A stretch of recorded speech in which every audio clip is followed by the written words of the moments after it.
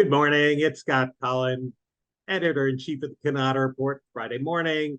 And that means it's time for Fridays with Frank. Before I bring out Frank, don't forget to like, subscribe, comment, and send Frank your questions. And now, please welcome our founder, Frank Cannata. Hey, Frank, how you doing today, and what's on your mind? I'm doing great. Went to the Konica Minolta meeting in Sarasota, Florida. Got away from the snow, which was a big plus. It was a good meeting. I have to say I was pleasantly surprised, but mostly pleased to see how the dealers responded to it. This is a concept that we're beginning to see more and more from manufacturers break up their distribution into smaller groups and have meetings that totally focus on what's relevant to the group. For instance, the first meeting like this they had was in Hilton Head. They had 25 of their top dealers. So you can appreciate that they would have an agenda that was relevant for those dealers who are probably heavily into production print and other IT services and other areas.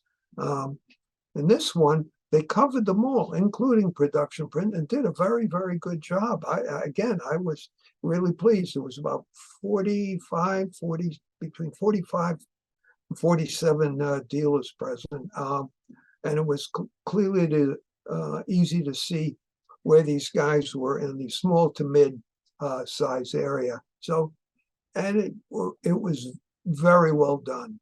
I was particularly impressed with the comments coming from Sam Errigo and Laura Blackmore. The way Sam put it, it was like he took his presentation and broke it up into a series of important questions that KM felt they had to answer. Number one, about never having the disaster they had with the supply chain before. And, you know, in all fairness to them, it was compounded by the toner fire. So Sam went out of his way and said, that'll never happen again.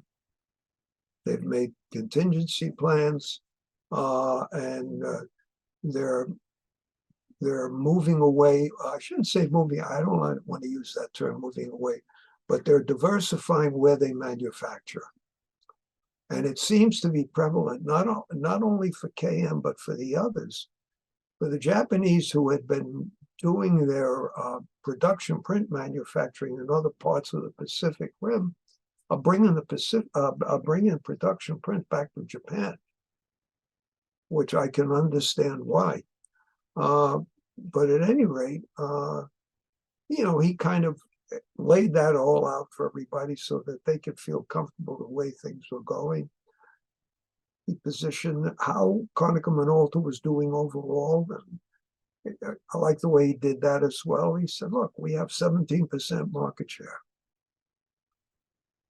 Do you represent 17% of your market share? Not a bad question. And then, of course, the things that they should be looking at. And he referred to production print, value-added services. And he made the point, he said, and I'm glad to see or hear the words that he used. He said, diversification is essential to take market share, period, end of story. And he is so right. And then he went through the numbers for 4KM financially as to where they are, and he just kind of reinforced it to let them know that the company is doing well. And again, the key words in the presentation were all about doing this together. He laid it out, and he said, the way he phrased it, we have to figure this out together. And I really think he hit it home when he said, we have to restore our reputation as the premier channel partner. Good for Sam. I was particularly impressed with Dino Pagliarello. He set up a virtual meeting with their CEC. had John Fulena at the CEC. And what they were saying is this is how they started doing this during the pandemic and how well it worked. So John did a great job of taking all the dealers through what they do when a dealer brings in a customer. And the key to it, which I thought was very important, was they may come in with a preconceived notion about what model, what product they really need to fill their need. But by virtue of exploring all the other areas, open up the opportunities to sell more. For instance, John made the point of saying, here, let me show you our wide format. He says, most people don't know we have wide format. So, kind of shame on us. Here it is. So you bring the dealer in to sell one of the other machines, and you say, hey, by the way, we're here. Let us show you our wide format. And the most important thing, I thought, he repeated what we were told in our September issue. And we printed in our September issue. Edwards and Virginia Business Systems, in particular, who are Konica Minolta production print. They made a point of saying when they had a client on a production print product from Pennsylvania, not from Virginia, Virginia's too far, they would take them to the production print.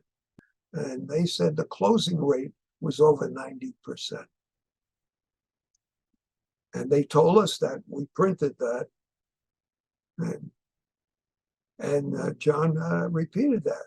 And in the Q&A, I told him, I said, by the way, you got the Virginia Business Systems, and Edwards totally agree with that number.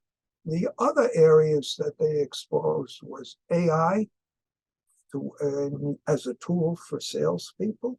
We thought was a very, very interesting discussion. It's interesting when you listen to different executives speak at this meeting, and I guess between Sam, Laura, Mike Matei, and Dino Pagliarello, each had a different perspective. And basically, the underlying message with all of them is they want to help the seller, the dealer, become more professional in their presentation.